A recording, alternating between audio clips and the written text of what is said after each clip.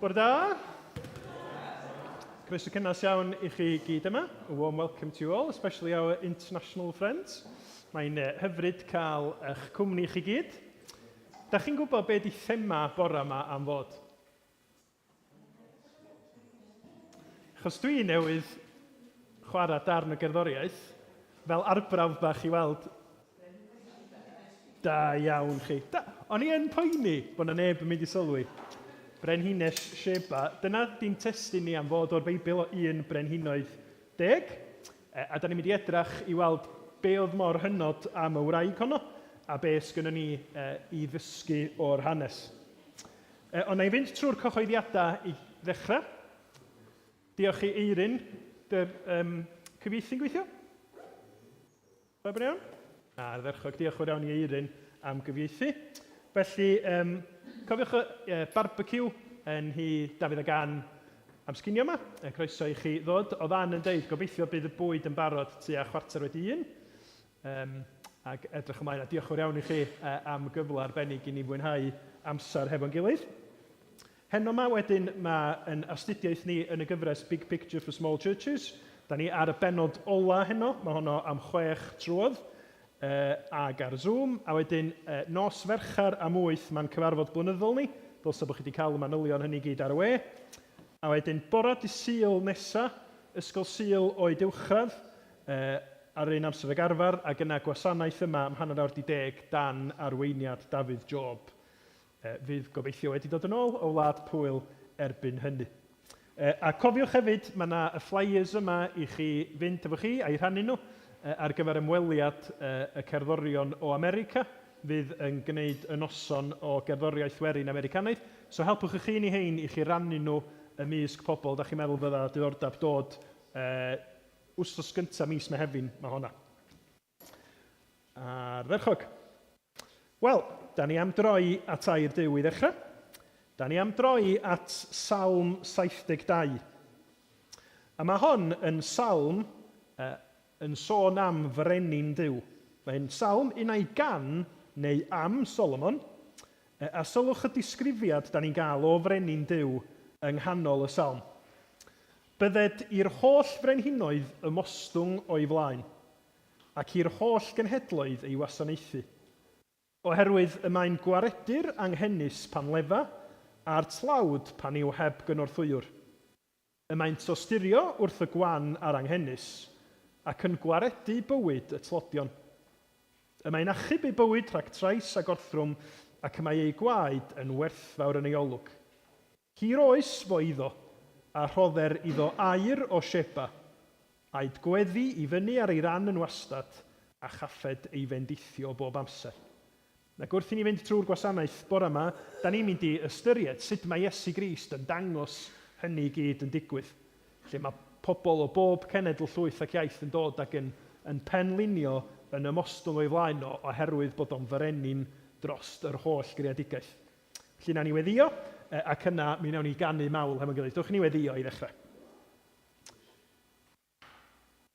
O ddiwein tad, da ni yn diolch I ti am gyfla o'r newydd y bore yma I ddod I dy ganmol di, I ddyrchafu enw Iesu Grist, I ofyn ar I ti anfon dy ysbryd, I'n eneinio ni wrth I ni wrando ar y gair, wrth I ni foli, I eneinio'r hyn fydd yn cael ei gyhoeddi o dair di, ac I ti gymhwyso fo I ni ar gyfer yr wythnos sydd o'n blaena ni. Diolch bod gynnon ni waredwr mor ardderchog yn Iesu Grist. A da ni'n gofyn y byddi di'n delio efo'n calonna ni, arglwydd y byddi di'n siapio'n meddylia ni wrth I ni ddod I daddoli di bore yma. Cynorthwya ni felly, maddau ni bob pechod a bai, a bendithia ni wrth I ni ofyn hyn yn enw ac yn heiddiant sy'n harglwydd Iesu Grist. Amen. Felly, da ni am ganu I ddechrau. Am y ffaith yn bod ni yn dymuno a ddoli Duw, oherwydd I fod o'n ddyrchafedig, bod o'n heiddi'r clod a'r mawl I gyd, ond bod o wedi'n caru ni trwy fab ac wedi dod yn isal wrth ddod yn un ohona ni a marw ar groes. Arglwydd feth a ddolaf di, mae dy enw'n ddyrchafedig. Diolch am yngharu I, diolch I ti am ein hachub, o'r nef y deithos di'n byd i'n hachub ni. Talyn dyled ar y groes a wneithos ti. dod yn fyw yn ôl o'r bedd a dyrchafu nôl i'r nef, arglwydd feth oedd olaf di, a nawn ni ganu trwy nhw ddwywaith, ia? Dwch ni godi i foli.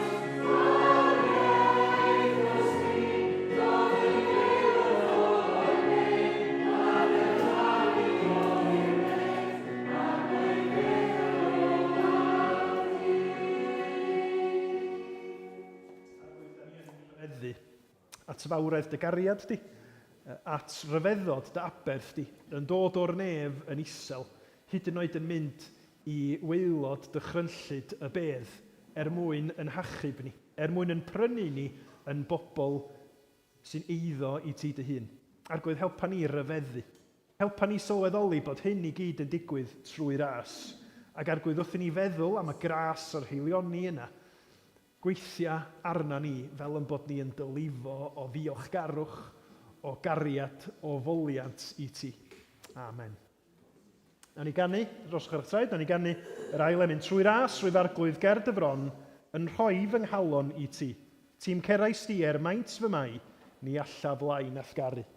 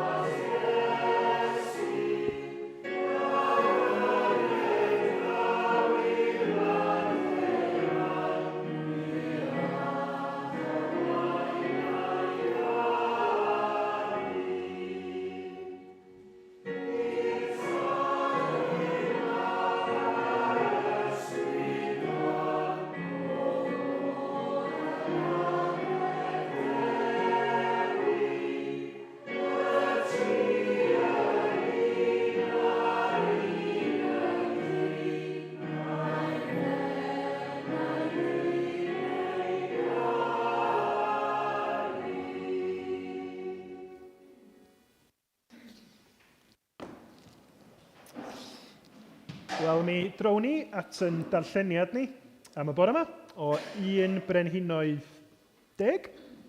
A mae Esther am ddod ymlaen i ddarllen i ni o Beibl.net, diolch ti.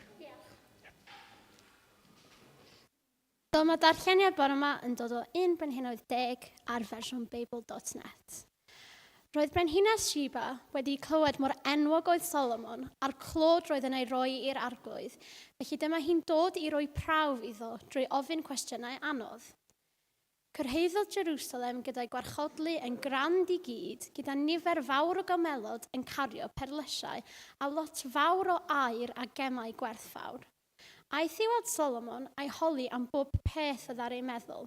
Roedd Solomon yn gallu ateb ei cwestiynau i gyd. Roedd dim byd yn rhy anodd iddo ei esbonio iddo. Roedd y frenhines wedi ei syfrdanu wrth weld mor ddoeth oedd Solomon.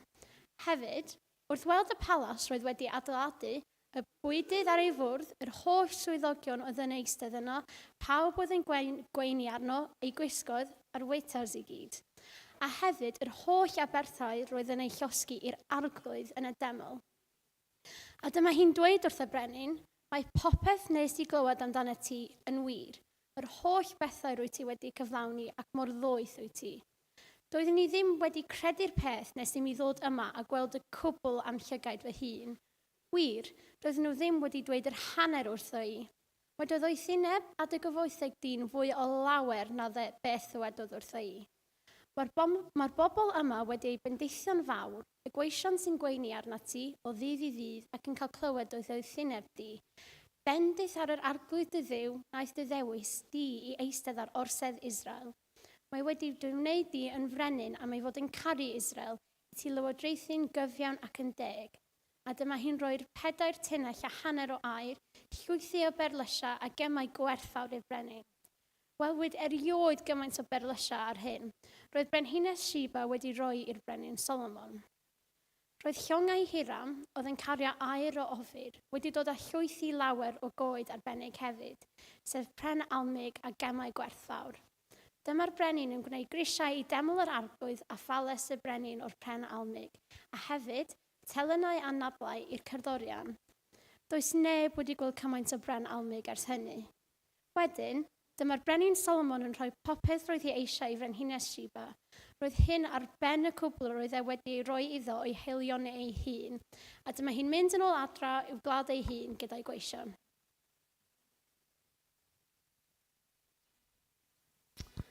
Diolch yn fawr iawn, Esther. Blant, ydych chi eisiau dod i blaen?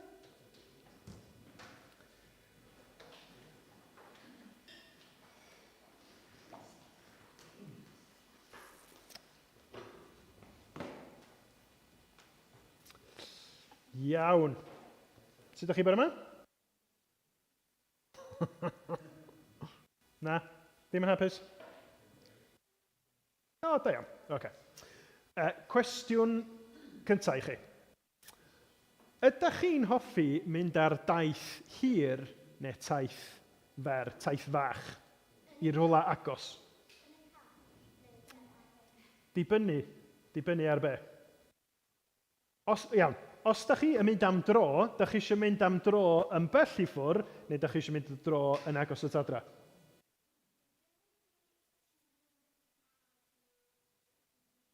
Dibynnu os wyt ti'n cerdded neu mynd ar feic neu mynd yn car. Iawn. Os ydych chi'n mynd yn car, ydych chi eisiau mynd yn bell neu ydych chi eisiau mynd yn agos? Agos. Os ydych chi'n mynd ar wyliau, ydych chi eisiau mynd yn bell neu agos? Rhai eisiau mynd yn bell, rhai eisiau mynd yn agos. Pwy eisiau mynd yn bell? Lle fysach chi'n hoffi mynd ar eich gwyliau? Sa'ch chi'n hoffi mynd i Ffrainc eto? Sa'ch chi'n hoffi mynd i India? Iawn. Llio? Sa'ch chi'n hoffi mynd i Disneyland? Iawn. Cynan, lle ydych chi eisiau mynd? Groeg, neis. Dici? Lle? China, iawn. Harry Potter World, lle mae fan o da? Na, dwi'n gwybod lle mae fan o chi. Ti'n gallu meddwl lle sy'n ti'n hoffi mynd? Pell neu agos, Elin? Pell. Ti'n gallu meddwl? Ne, ti'n gadael i mam a dad dewis dros chdi? Ie? Reit. Rheswm pam dwi'n gofyn ydy, mae gennym ni bobl wedi dod o bell yma heddiw.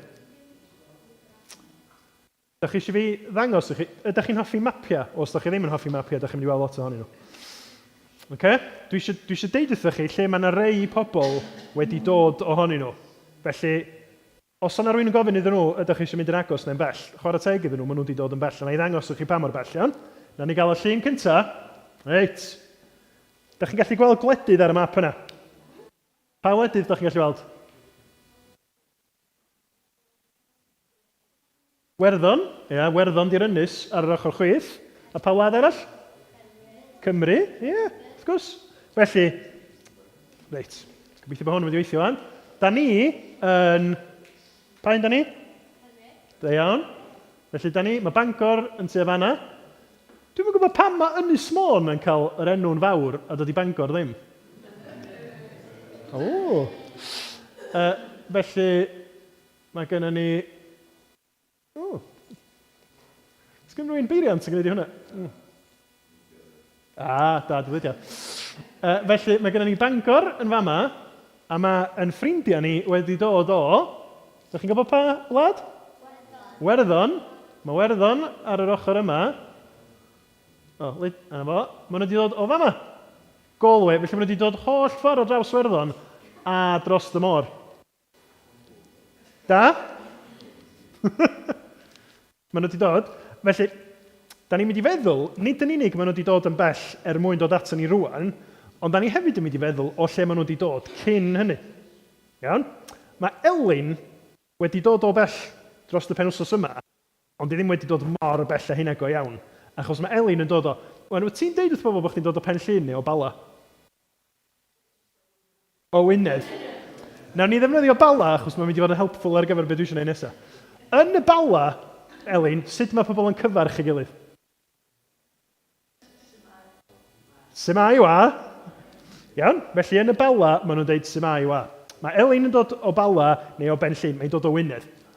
Ond mae hi yn gweithio yn Werddon. Rwan mae gynnon ni hefyd Charlotte. A mae Charlotte yn dod o Werddon, mae'n gweithio hefo Elin yn Galway, ond mae hi'n dod o... Fa mae Galway, ond mae hi'n dod o... Cork. Fysa ni'n deud? Fysa hi'n deud Cork. Iawn, felly mae hi'n dod o fanna. Charlotte, how do they greet each other in Cork? Hello. Well. Maen nhw'n deud hello yn Cork. Maen nhw'n deud symai wa yn Bala, maen nhw'n deud hello o Cork. Reit, felly maen nhw wedi dod yn bell, ynddo? Reit, ond mae gennym ni fwy o bobl hefo ni. Iawn, ydych chi'n barod? Ond maen nhw wedi dod mor bell, dyn nhw ddim ar y map yna o gwbl. Na ni mynd i'r llun nesaf. Reit. Felly, ydych chi'n gweld? Mae Werddon dal yn fama, mae Cymru dal yn fama, o rwan, da ni'n gweld Lloegr a'r Alban. A mae Eli, gŵr Elin, yn dod o rwla ar y map yna. Chi'n gweld yr Alban yn fama? Ysbiwch, reit yn top, yr ynysoedd yna, ynysoedd y Shetland. A mae Eli yn dod o fana. Eli, how do they greet each other on Shetlands? Lovely. Na i ddim ailadrodd hynny, ond ydych chi'n gweld? Maen nhw yn cyfarch ei gilydd mewn ffordd wahanol. O, mae gennym ni fwy. Mae gennym ni Marlies, sydd yn dod o... Da ni angen map arall. O, na, sorry. No. Reit, ydych chi'n gweld? Felly, oedd Eli yn dod o'r ynysoedd yna, Shetland. Mae Marlies yn dod, ydych chi'n gweld yma? Yr iseldiroedd. A mae hi'n dod o Utrecht, sydd fanna? Yeah? How do they say hello in Dutch? Na fo? Chi'n gweld? Felly mae gennym ni gyfarched arall. Felly, ydych chi'n gweld mae gennym ni gyd ffyrdd gwahanol o siarad. Mae pobl yn dod o bellter a mae gennym ni un bach arall ar ôl. Da ni angen map mwy eto. Da ni gael map eto? Reit, sbiwch wan. Mae gennym ni Werddon, Cymru, Lloegr, Shetland. Sori, dwi wedi gorfod tynnu yr iseldiroedd allan yna. Mae Mary wedi cael ei geni yn... Gweld? Pa wlad gyda? Dros y môr mawr, môr yr Iwerydd. Ydy o? Atlantic yn Saesneg. Oll ffordd yr ochr arall, mae yna wlad hefo Donald Trump yn arlywydd iddi, a'i enw hi ydy America, a mae Mary yn dod o dalaith Virginia yn America. How do they greet each other in Virginia? Hey all. Chi'n gweld? Wan ta, mae gennym ni lot o bobl wedi dod o lot o wledydd ar hannah gwahanol o'r byd, a mae gennym ni ffyrdd gwahanol o siarad. Be di'r un peth sydd yn dod â ni gyd at yn gilydd, ddech chi'n meddwl? A pam bod nhw wedi dod i Gymru o gwbl pen wsos yma? Ydych chi'n meddwl bod nhw wedi dod i weld y tywydd? Ydyn nhw wedi dod mwyn gweld Pontborth? Na, pam maen nhw wedi dod... Be sy'n dod â ni gyd at y gilydd, ydych chi'n meddwl? Cio? Da ni gyd yn caru Iesu Grist.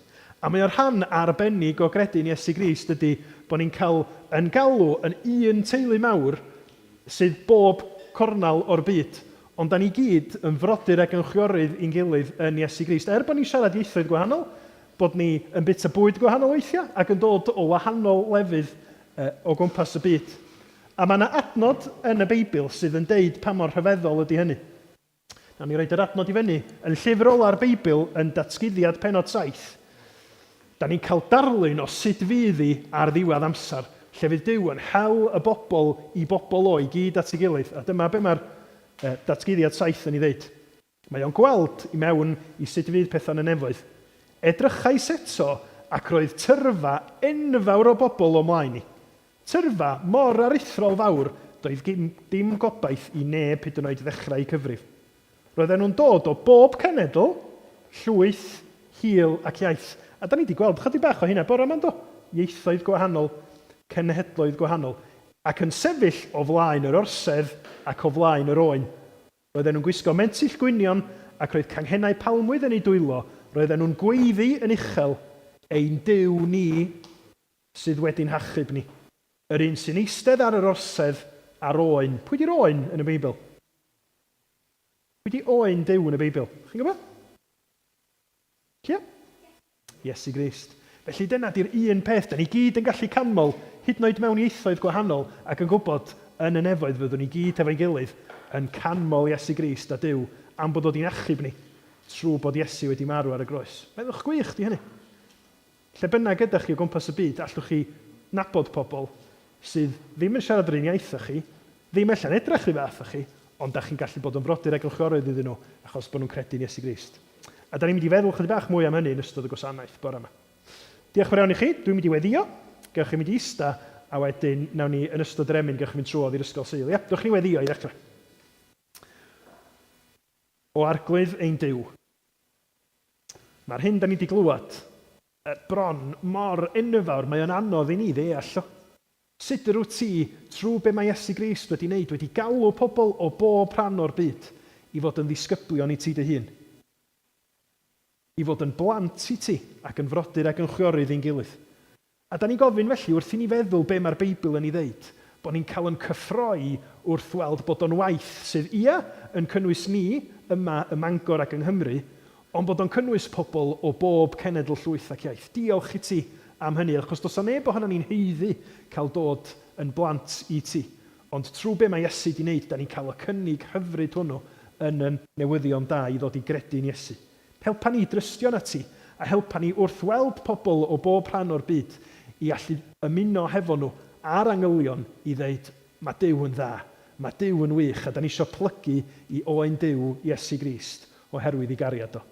Parhau weithio yn yr ysgol Sul ac yn y gwasanaeth yma trwy Ysbryd Glân, wrth i ni ofyn hyn trwy heiddiant Iesu. Amen.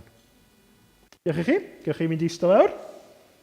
A mi ganwn ni hefo'n gilydd sut mae Iesu yn rhagori. Yn rhagori ar yr holl gymeriadau hynny da ni'n clywed amdanyn nhw yn yr Hen Testament. O Adda, o Moses i Dafydd a Solomon, mae Iesu yn rhagori. Iesu'r Adda sy'n rhagori, mab i Dduw a mab y dyn. Yn yr ardd pan dentiwyd yno, safai'n gryf heb ildio dim. Ef sy'n cyfiawnhau'r llaweroedd gan roi bywyd newydd un, trwy farwolaeth symud melltith, sathrwyd Satan drwy ei rym. Dwch ni godi i ganu.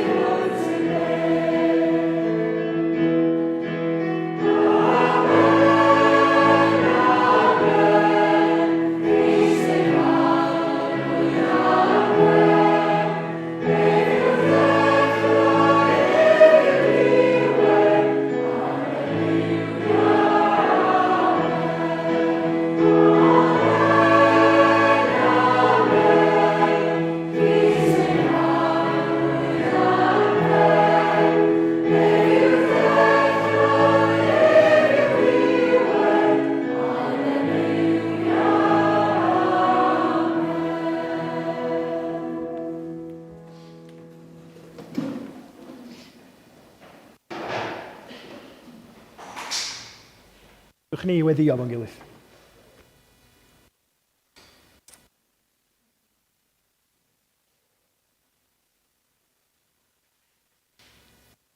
O arglwydd ein Duw, da ni yn diolch i ti. Mae Iesu ydy'n harglwydd, pen mawr yr eglwys, fo ydy'r alffa a'r omega.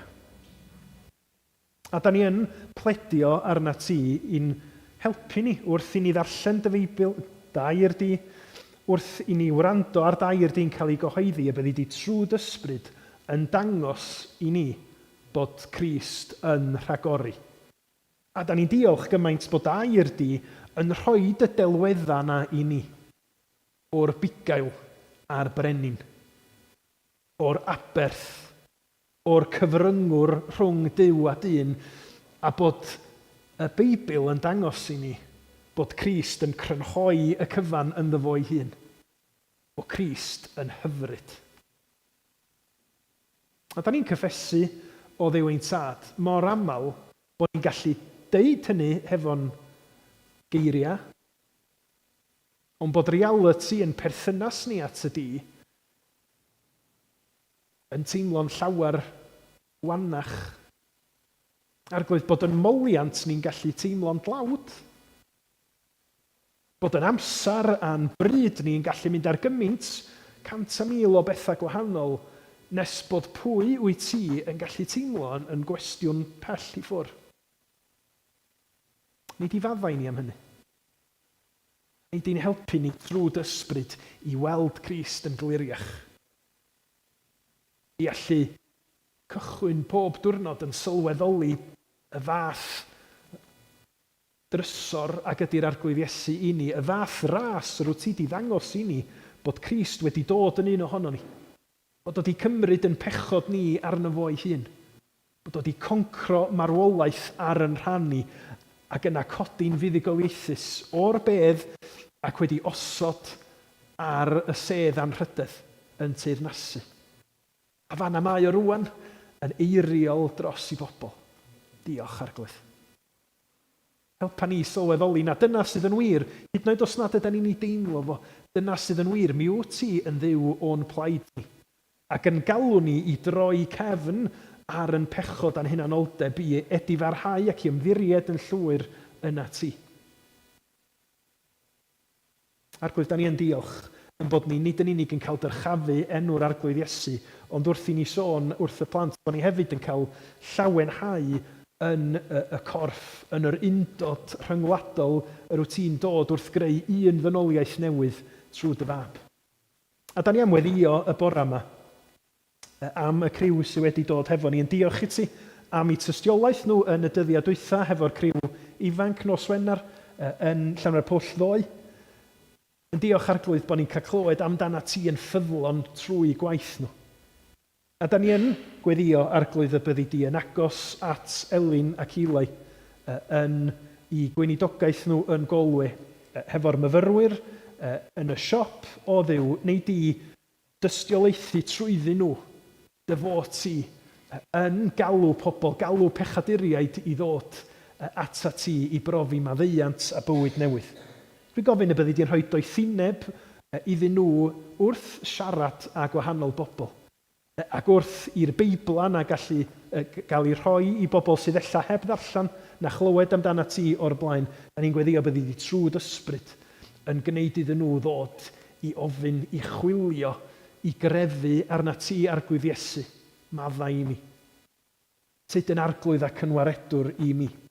A da ni diolch i ti am y gwaith trwy'r undebau Cristnogol hefyd yn Galway, yn Sligo ac ar draws Iwerddon.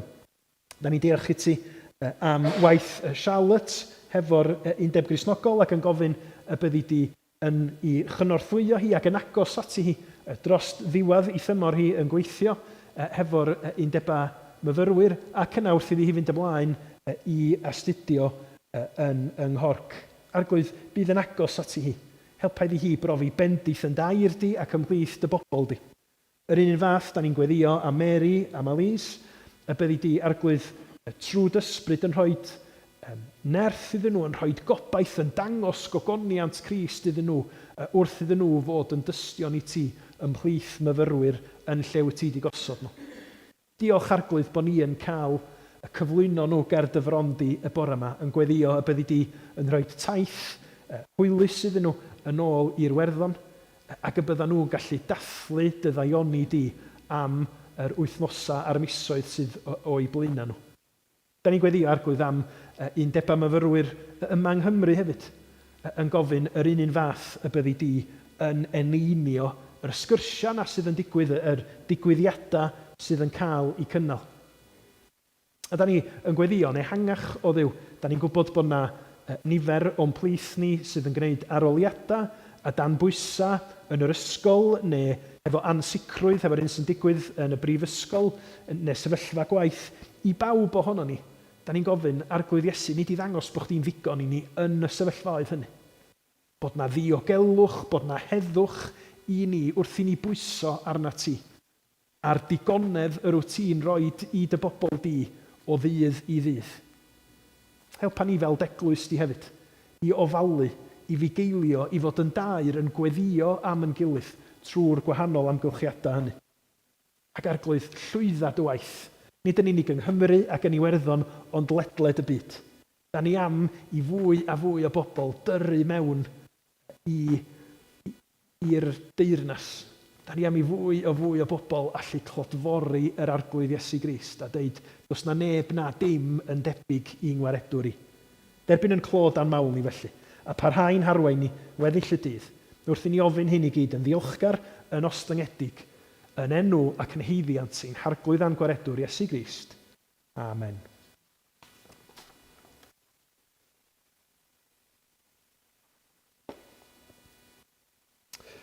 Wel, mi fyddwch chi'n sylwi yn aml mod i'n cychwyn pregetha yn gofyn cwestiynau i chi. Dwi'n yn gwybod pam dwi'n gwneud hynny, ond mae'n ffordd dda i drio cael chi feddwl am beth dwi eisiau i ni fod yn meddwl amdano fo hefo'n gilydd. Wsos dwytha, nes i ofyn i chi beth oeddech uchafbwynt chi. Gewch chi anghofio hynny, achos dwi eisiau chi feddwl am rhywbeth arall bore yma. Y cwestiwn dwi eisiau chi feddwl amdano fo'n onast ydy, pwy neu be ydych chi'n impressed efo nhw? Pwy neu be sydd yn gadael argraff ddofn arna chi pan da chi yn eu cwmni nhw? Pan da chi'n gweld yr hyn sydd yr ydych chi'n ei edmygu o'ch blaen chi? Os na rwy'n da chi'n gwylio i fideos nhw yn gyson ar y we, ydych chi'n meddwl, waw. Os na bobl hefo dawn gerddorol chwaraeon, a pan da chi'n gweld nhw yn gwneud y pethau maen nhw'n gwneud yn dda, da chi'n meddwl, mae hynna yn ofnadwy o impresif. Ella na adeilad ydi o. Ella na rhywbeth sydd wedi cael ei adeiladu. Mae rhaid i fi gyfadda sawl gwaith pan dwi yn cerdded dros dy fennau ar bont sborth. Dwi yn cael y foment yna o feddwl, chwarae teg, mae hon dal yn sefyll. Nathon nhw adeiladu y gampwaith yma faint bron i 200 o flynyddoedd yn ôl, heb AI, heb drydan, heb chybod, yr holl bethau da ni'n cymryd yn ganiataol, a da ni dal yn gallu dreifio a cerdded. Ydy bach yn wobbly yn y canol, weithiau, ond mae dal yna. A dwi'n impressed. Reswm pam dwi'n gofyn ydy, dyna yn union sydd yn digwydd yn ein darlleniad ni o un brenhinoedd 10 y bore yma, ynde? Mae yna rhywun yn dod ac maen nhw yn dangos pa mor impressed. Maen nhw'n dangos i hedmygedd nhw o'r brenin Solomon. A nid jyst rhywun sy'n dod. Mae yna frenhines yn dod. Frenhines Sheba yn teithio i Jerusalem i weld y deml a'r palas a'r abertha a sut argraff mae hi'n gael o'r hyn mae hi'n ei weld. Da chi rioed wedi bod mewn sefyllfa lle fysa nhw'n Saesneg yn deud mae o'n breathtaking? Mae o'n cipio'ch gwynt chi? Wel, dyna'n llythrenol y disgrifiad o'r frenhines Sheba yn adnod 6. Yn y cyfieithiad newydd diwygedig, yr geiriad di diffygiodd ei hysbryd. Be mae o'n gyfleu ydy, oedd o'n breathtaking iddi hi. oedd hi mor impressed efo beth wedi weld. Mae esbonwyr Beiblaidd, dyn nhw'n yn hollol siŵr lle'n union oedd Sheba. Maen nhw yn tybio ella bod o gwylod Penrhyn Arabia, felly ella gwlad Yemen, ond mae wedi teithio mil o filltiroedd i Jerusalem.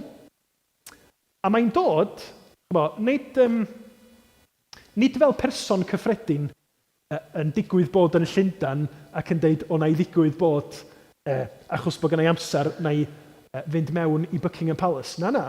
Mae hon yn frenhines ac awdurdod a chyfoeth a gallu, a mae'n mynd ar daith diplomatig siŵr o fod, mwyn gweld yr hyn mae wedi glwad am y brenin yma, Solomon, ac mwyn dangos, dyma y pethau sgynna i, dyma'r cyfoeth sgynna i, gawn i weld sut wyt ti'n matcho. A dydy hi ddim chwaith yn rhywun hawdd i impresio, achos mae'n dod at Solomon hefo'r cwestiynau anodd yma. Felly mae'n braff, mae'n ddoeth, a mae'n dod achos mae eisiau gweld ydy'r hyn mae wedi glywed yn matcho fyny i beth sydd yn wir go iawn. A dwi eisiau ni ganolbwyntio ar hynny. Y ffaith bod Brenhines Sheba i ddechrau yn clywed ac yn mynd i weld a'i llygaid ei hun yn dydy. Dim yn cymryd pethau'n ganiataol, dim jyst yn derbyn be mae hi wedi glywed, mae hi'n mynd a gwneud i meddwl ei hun i fyny am yr hyn sydd yn wir. A mae hwnna'n yn ddarlun gwerthfawr i ni yn dydy o be da ni'n dymuno i weld o ran y ffydd Gristnogol. Bod Cristion yn clywed y newyddion da am frenin Duw, Iesu, ond mae'r Cristion yn mynd ymhellach na dim ond just clywed pethau. Mae'r Cristion yn mynd i weld fel petai a'i lygaid ei hun, i gael profiad ei hun o pwy ydy'r arglwydd Iesu. Achos dyna, beth yw'r gwahaniaeth rhwng rhywun sydd â diddordeb mewn crefydd a Cristion ynde. Mae'r Cristion yn un sydd â phrofiad personol o frenin Duw yn Iesu Grist. Ac yn gallu deud, dwi wedi clywed, ond dwi wedi gweld fy hun. Dwi wedi profi hyn fy hun. A dwi'n rhyfeddu at yr hyn yr ydw i wedi i weld. Ydy hynna wir amdanoch chi bod yma? Ydych chi wrth glywed am Brenhines Sheba mynd i weld Solomon ac yn gweld ella bod yna ddarlun tebyg i'r Cristion yn rhyfeddu at Iesu Grist? Ydych chi'n rhyfeddu at fawredd Iesu Grist bod yma? Neu ella ydych chi wedi bod yn chliw y Beibl a pregethau a Christnogaeth cyhyd nes bod oedd ryw gychwyn pylu. Ia, dwi wedi clywed y pethau mae gyd o'r blaen, ond da chi wedi colli'r rhyfeddod bod yn ofnadwy o impressed personol na. Yn y darlun yma, yn yr hanes yma, mae yna ddarlun, dwi'n drio ddeud. Mae'r Frenhines Sheba yn dod, nid o gefndir i ddewig, mae hi yn un o'r cenhedloedd, ac mae hi'n dod i weld beth sydd yn digwydd yn Jerusalem. A mae o'n ddarlun bach hyfryd yn paratoi ni at beth sy'n digwydd yn y Testament Newydd mor aml. Dwi'n gwybod pan ydych chi'n mynd trwy hen lyniau a ydych chi'n gweld lluniau ohonoch chi yn blant bach. Dwi'n siŵr bod o wedi digwydd fel sy'n digwydd yn aml, lle mae yna lyniau ohonoch chi yn gwneud be ydych chi'n wneud fel oedolyn, a mae pawb yn chwerthin. Enghraifft, llun o Jane yn chwarae offeryn yn blentyn bach. Mae'n fel, oedd hi'n ymarfer yn ifanc iawn a rwan mae'n dysgu cerddoriaeth. Neu llun o Eirin mewn castell. Oedd o'n hogyn bach mewn castell a rwan mae'n arbenigwr ar y cyfnod yma. Yna gymaint o ddarluniau bach yn yr Hen Testament sydd yn dangos i ni y peth go iawn fydd yn dod yn nes ymlaen. Brenhines Sheba yn mynd i weld beth sy'n digwydd yn Jerusalem. Mynd i weld brenin Duw. Ydy o go iawn? Ydy'r hyn dwi wedi glywed go wir? Yn y Testament Newydd, beth sgynnon ni ydy pobl yn amlach na dim. Pobl ar y cyrion, pobl sydd wedi cael eu heithrio yn dod at Iesu Grist. Ac yn ymatab fel ac y bydden ni eisiau bobl ymatab i Iesu Grist. Yn gweld rhyfeddod yn pwy ydi o, nad ydy pobl Israel yn ei weld ei hunin. Mor aml mae o'n digwydd. I mond un esiampl. Chi'n cofio, yn Ioan penod 4, mae Iesu yn mynd i Samaria. Ac mae o yna ganol dydd wrth ffynon Jacob, a mae'r wraig yma o Samaria yn dod ato fo. A maen nhw'n cael y sgwrs hir yna, lle mae Iesu yn gwybod am ei bywyd ti. A mae Iesu'n siarad yn hir hefo hi. A mae'r wraig yma wedi cael ei rhyfeddu. Nes bod ti'n gadael Iesu yn Ioan 4, adnod 28 a 29. A dyma'r adnodau. Gadawodd y wraig ei hysten, gadawodd y dŵr oedd wedi mynd i nôl, ac aeth i ffwrdd i'r dref, ac meddai wrth y bobl yno, dewch i weld dyn a ddywedodd wrthydd bopeth rwyf wedi ei wneud. A yw'n bosib mai hwn yw'r Meseia? A ni'n gweld ym Mrenhines Sheba y paratoi at yr hyn oedd yn digwydd yn y Testament Newydd. Yr hyn sydd yn parhau i ddigwydd ledled y byd heddiw. Pan mae Cristnogion sydd wedi cael profiad o Iesu Grist yn dweud, dewch i weld drostoch eich hun. Dewch i ddarllen y Beibl eich hun a gofyn cwestiynau. A pan mae'r ysbryd glân ar waith, mae'r clywed yn dod yn brofi ac yn weld i hunin. A wedyn mae nhw wedi dod yn Gristnogion, a dyna di un o bethau canolog gwaith Undeb Gristnogol. Mae pobl oedd gynt ddim yn gwybod yn dod i brofi Iesu Grist, a wedyn mae nhw'n mynd allan at ei ffrindiau a dweud, dewch i weld, dwi wedi dod i nabod yr arglwydd, y Meseia, yr un sydd wedi delio a'n anghenion am hechod mwyaf i. Mae'r Beibl trwy'r amser yn cyflwyno gwirionedd i ni am Dduw, ac yna'n deud, rwan, gnewch rhywbeth amdano fo. Trystiwch yn yr arglwydd mwyn i chi brofi eich hun. Psalm 34:8. Profwch a gwelwch mai da yw'r arglwydd. Mae hynny'n wir wrth i ni ddod i gredu i ddechrau, ond mi fyswn ni'n pwyso bod hynny'n wir i bob Cristion. Hyd yn oed os ydym ni'n mynd trwy gyfnod anodd a mae gennych chi ffrind yn deitha chi mae'r llyfr yma'n help, neu mae'r bregath yma wedi bod yn gysur i mi. Peidiwch a jyst dweud, da iawn. Gwrandwch a profwch eich hun. Gofynnwch i'r arglwydd eich helpu chi hefo'ch ofna neu'ch ansicrwydd.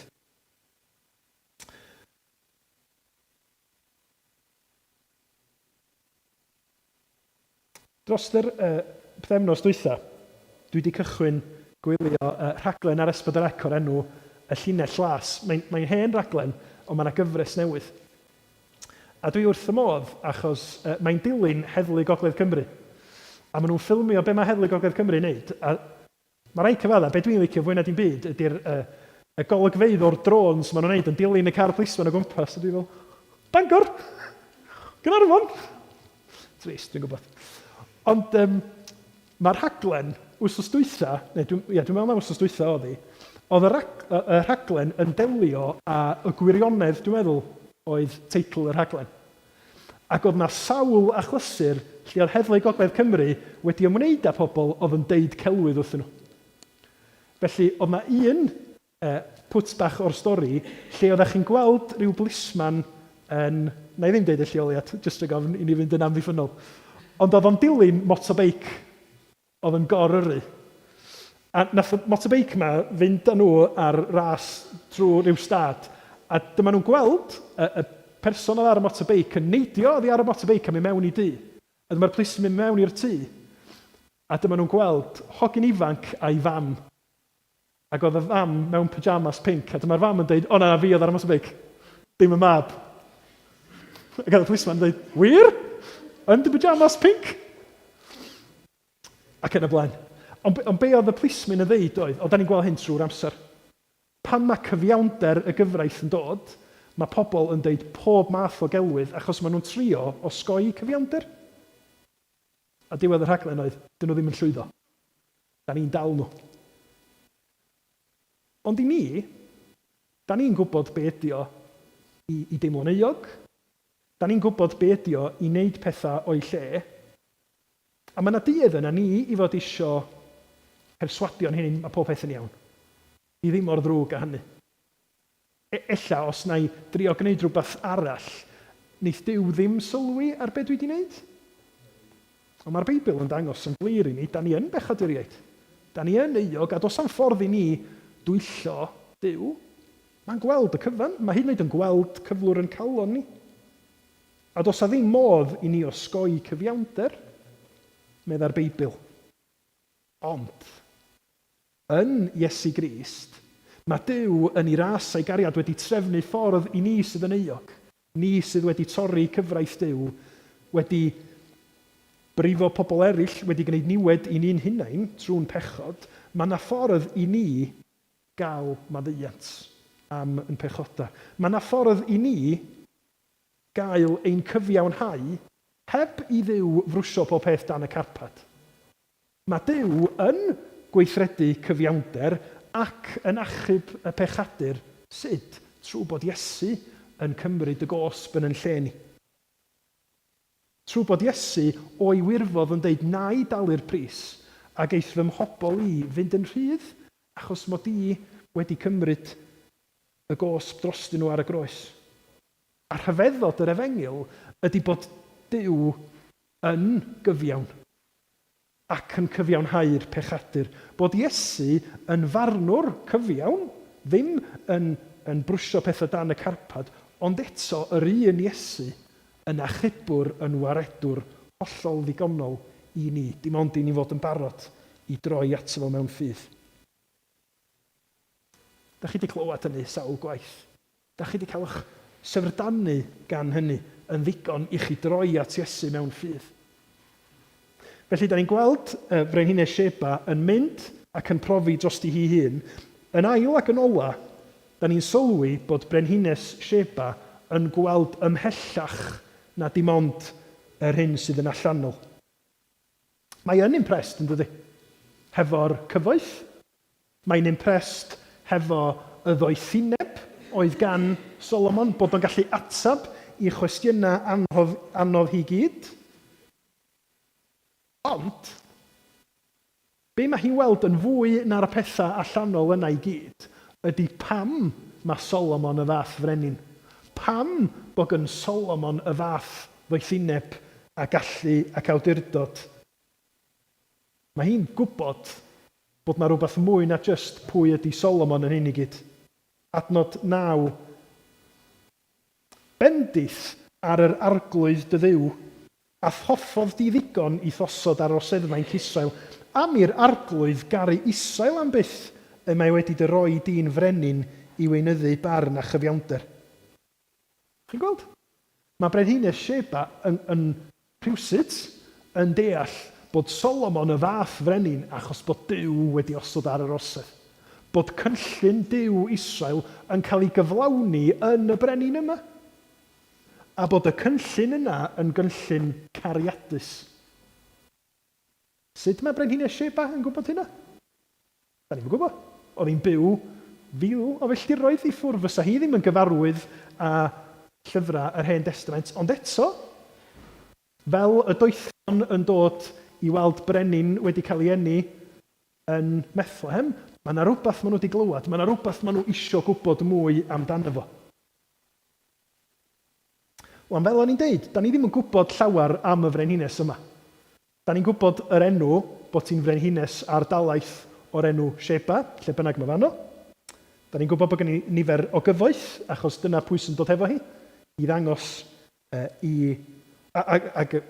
mae'r anrhegion mae hi'n rhoi i Solomon yn dangos bod gen hi ddigon o gyfoeth. Ond dyma'r unig le lle da ni yn clywed am hanes fama a 2 Chronicle 9 yn yr Hen Testament. Ond mae yna gyfeiriad am Frenhines Sheba yn y Testament Newydd. Ydych chi'n gwybod pwy sy'n sôn am Frenhines Sheba? Yr arglwydd Iesu ei hun. A mae'r arglwydd Iesu yn sôn am y frenhines yma, yn galw hi'n frenhines y de, ac yn ei chanmol hi, achos be mae hi wedi wneud, ac yn dweud, mae hi yn cymharu'n llawer gwell na'r Phariseaid oedd o'i gwmpas. O, na i roi y dyfyniad i chi, mae ar y sgrin o Mathew 12. Mae'r Phariseaid yn gofyn i Iesu gna arwydd ta i ddangos pwy wyt ti. A dyma sut mae Iesu'n ymatab iddyn nhw. Pam da chi isio arwydd? Oherwydd fel y byd Jona y mol y morfil am 3 diwrnod o 2 nos, Felly y bydd mab y dyn yn nymder ddeiar am 3 diwrnod a 3 nos. Bydd pobl Ninefe yn codi yn y farn gyda'r genhedlaeth hon ac yn ei chondemnio hi, oherwydd edifarasant hwy dan genadwri Jona, ac yr ydych chwi'n gweld yma beth mwy na Jona. Bydd brenhines y de, brenhines Sheba, yn codi yn y farn gyda'r genhedlaeth hon ac yn ei chondemnio, oherwydd daeth hi o eithafoedd y ddeiar i glywed doethineb Solomon, ac yr ydych chwi'n gweld yma beth mwy na Solomon. Mae brenhines Sheba wedi gweld cynllun cariadus Duw yn Solomon. Mae'r Phariseaid yn gweld Iesu, mab Duw, o'i blaen nhw, a dyn nhw'n gweld dim. Ac felly mae Iesu yn deud, yn y farn, mi fydd brenhines Sheba yn dod ac yn condemnio chi am eich diffyg ffydd, achos welodd hi ddim hanner cymaint a da chi yn weld, da chi wedi gweld mab y dyn o'ch blaenau chi.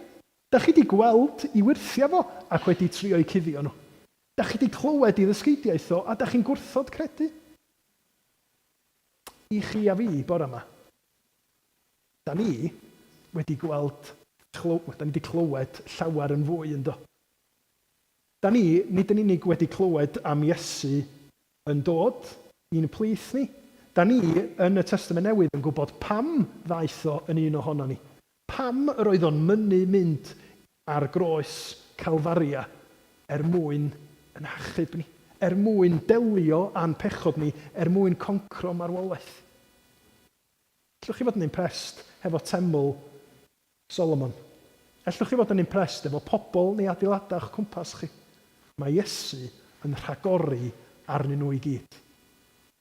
A mae Iesu trwy'r Efengyl yn galw chi i ddod i weld mwy a mwy pob dydd trwy'ch perthynas chi hefo fo. A trwy waith yr ysbryd glân, bod chi yn gallu dilyn yn ôl troed brenhines Sheba a deud, da chi wedi gweld? Da chi wedi clywed? Dewch i weld yr un yma. Dewch i brofi cariad Duw yn Iesu. Mae ar gael i chi, ia chi sydd wedi gwneud pethau i le. Dwi wedi gwneud pethau i le hefyd. Ia chi sydd ddim clem am y Beibl. Ma'n iawn?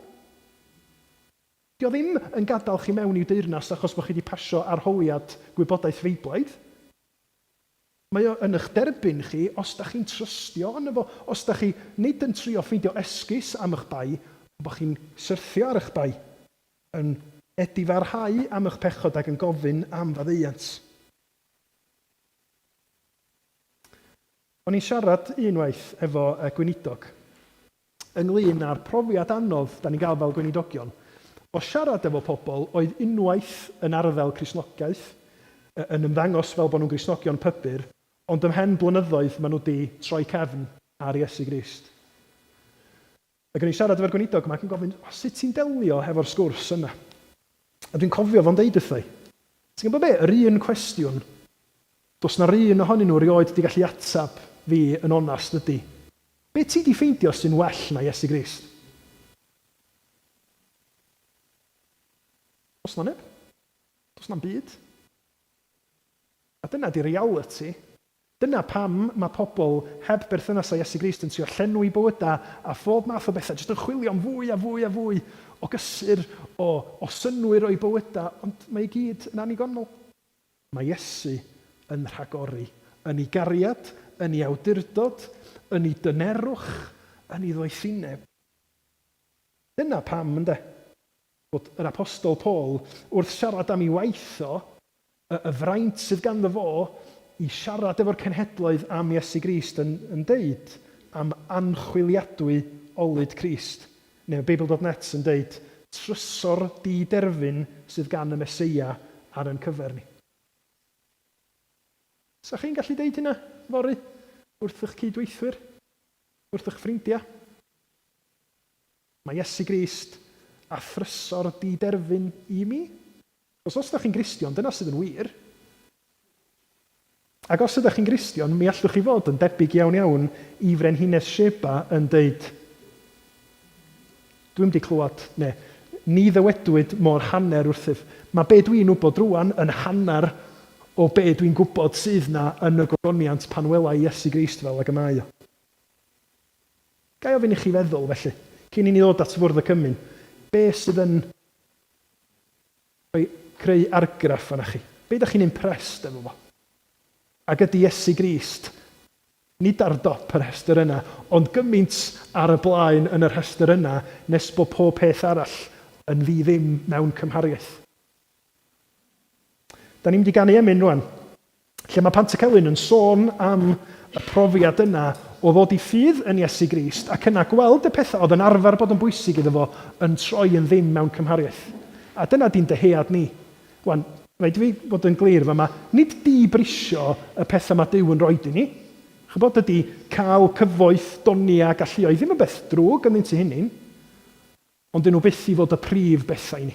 Da ni fod i gweld nhw o dan arglwyddiaeth Iesu Grist. Felly, da ni am ganu un o emynau Pantycelyn, lle mae o'n deud fel hyn, ni throf fy wyneb byth yn ôl i mofyn pleser gau, pleser ar byd, ond mi a gerddaf tua'r wlad sy'n a'i phleser yn parhau. Mae holl deganau'r ddeiar hon fi gynt yn fawr ei grym, yng ngwydd fy Iesu'n gwywo i gyd ac yn diflannu'n ddim. Dwch ni godi i ganu.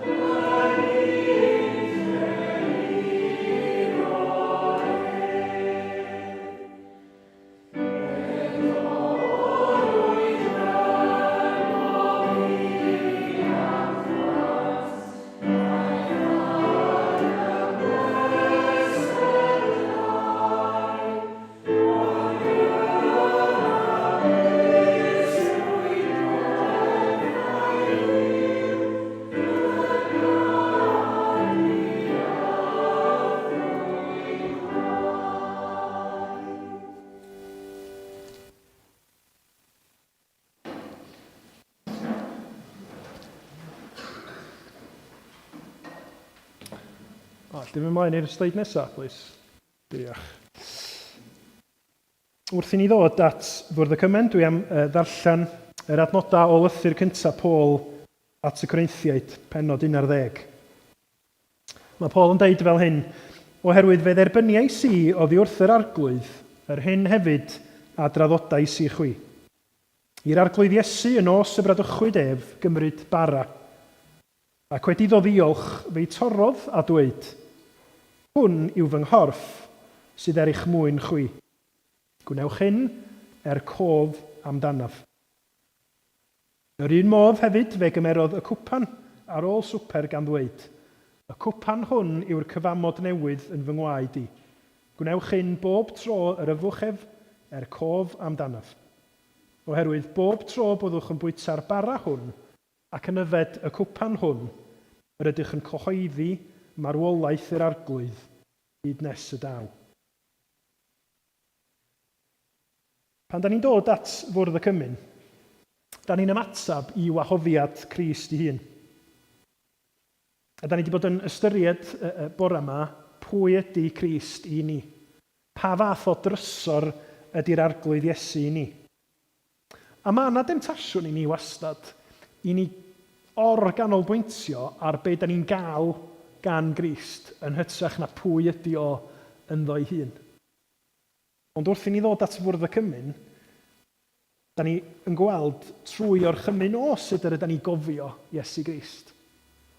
Fod i'r un sydd wedi rhoi i gorff i'w ddarnio drosom ni oherwydd ei gariad. Caniatáu i waed gael ei dywallt yn ein lle ni, achos i fod o am i ni ddod ato fo yn blant i ddiw trwy ffydd. Ac felly wrth feddwl am holl gyfoeth Iesu Grist, mae'r cymyn yn dangos i ni yr hyn sy'n ganolbwynt i ni. Mawredd i ras a'i gariad o yn benodol mwyn i ni sy'n heiddi dim gael yn hachub. Mwyn i ni allu rhyfeddu at pa mor odidog ydy o yn ei berson. Y Duw ddyn wedi ildio i fywyd mwyn i ni gael bywyd tragwyddol ynddo fo. Felly, wrth i ni ddod, da ni'n mynd i ddod yn cyffesu yn pechod, yn heuogrwydd nad ydyn ni'n heiddi dim, ond yn pwyso ar yr hyn mae'r arglwydd Iesu di wneud wrthyn ni. A dyna pam mae o'n wahoddiad agored i bob un ohono ni sydd yn credu yn yr arglwydd Iesu ac wedi dderbyn o fel arglwydd agoredwr i ddod a chyd gymuno hefo ni. Mae'r Beibl yn pwysleisio bod ni fod i gymryd hyn o ddifri i ni. Ystyried o ddifri cyn cymryd y cymyn. Felly, os nad ydych chi'n credu, swn i'n gofyn i chi beidio cymryd y cymyn. Ac fel da ni'n deud yn aml i'r ieuenctid, gnewch yn siŵr bod chi wedi cael sgwrs efo'r oedolion hefo chi gyntaf. Ond da ni eisiau dod yn gofyn arglwydd trwy dair, trwy bresenoldeb drysbryd, bwyda ni, a dangos i ni ogoniant Iesu Grist. Mi na i weddio, ac yna gai ofyn i Steff a William ddod ymlaen i rannu yr elfenna, ac wrth i ni rannu y bar ar gwyn, mi fyddwn ni yn canu emyn, ond dwch i ni weddio i ddechrau. O ddew ein tad, da ni yn gofyn y byddi di yn y munudau nesaf, trwy dysbryd, yn yn argyhoeddi ni o'n pechod. Yn wir pa mor ffiadd ydy pechod yn dolwg di. Eto rhoi ni ddiolchgarwch a moliant dy fod ti yn dy fab Iesu Grist wedi trefnu ffordd i ddelio a'r bydreddu, a'r euogrwydd, a'r ffaith bod ni'n heiddi dy farn, dy wg di, ond bod yr arglwydd Iesu wedi wynebu hynny drosom ni ar y groes, cyn codi yn ogoneddus o'r beth. Plis, bydd ar waith. Bwyda ni wrth i ni ddiolch i ti am aberth Crist, wrth i ni gydnabod yn hangen mawr am dy ras di. Er clod i Iesu Grist, da ni'n gofyn hyn. Amen. Ys gael ofyn i William a Steff fod ymlaen? Ac yna mi ganwn ni. Am aberth Crist, am yr oen swyn dwy'n ymaith bechodau'r byd, lladdwyd ef, ac yma cofiwn, a ddewid roed i bawb sy'n dod drwy ffydd cant faddeuant wrth y groes.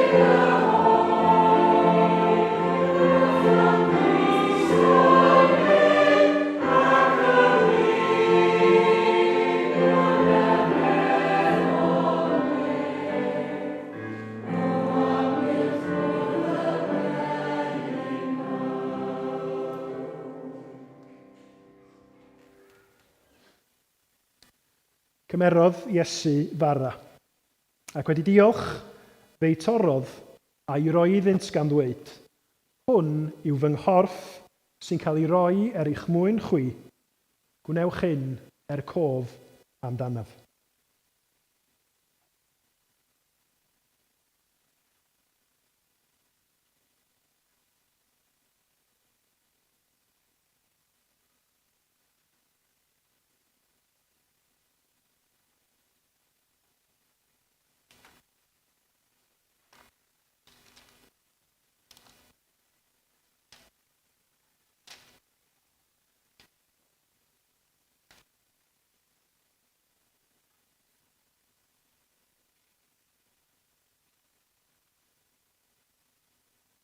Ond prawf Duw o'r cariad sydd ganddo tuag atom ni yw bod Crist wedi marw drosom pan oeddem yn dal yn bechaduriaid.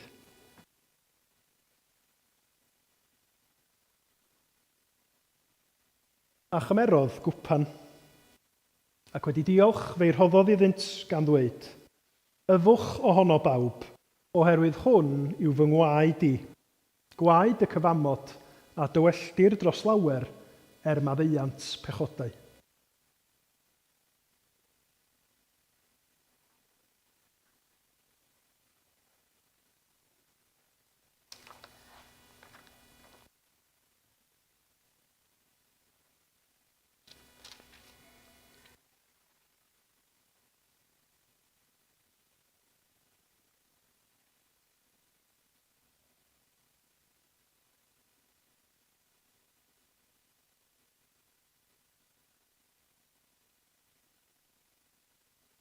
Ond archollwyd ef am ein troseddau ni, a'i ddryllio am ein camweddau ni.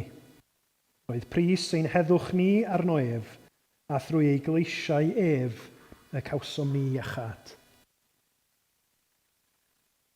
Arglwydd diolch. Diolch am aberth rhyfeddol dy fab. Diolch nad ydyn ni'n heiddi dim ond eto yn derbyn gras ar ben gras yng Nghrist. Cyfoeth ar ben cyfoeth. Oherwydd be mae o di wneud drosom ni a pwy ydi o i ni sydd yn credu. Gwarchod ni rhag colli golwg ar hynny. Yn wir byw ha ni trwy dysbryd i fod yn dystion o hynny yn yn gwaith, efo'n teulu, efo'n ffrindiau. Cynorthwya ni i fod yn blant i ti sydd yn brwydro yn erbyn pechod yn y cnawd. Yn sefyll dros wirionedd a chyfiawnder ac sydd trwy'n bywyda a'n geiriau yn deud dowch i weld. Dowch i weld brenin y gogoniant. Dowch i weld mab y dyn a'r oes ei einioes mwyn prynu bywyd i ni sy'n heiddi dim. Derbyn yn clod a'n mawl ni, a bendithio, os gweli di fod yn dda, wrth i ni ofyn hyn trwy heiddiant yn harglwydd Iesu Grist, a boed i ras ein harglwydd Iesu Grist, a chariad Duw, a chymdeithas yr ysbryd glân, aros gyda ni oll, o'r awr hon, hyd byth. Amen.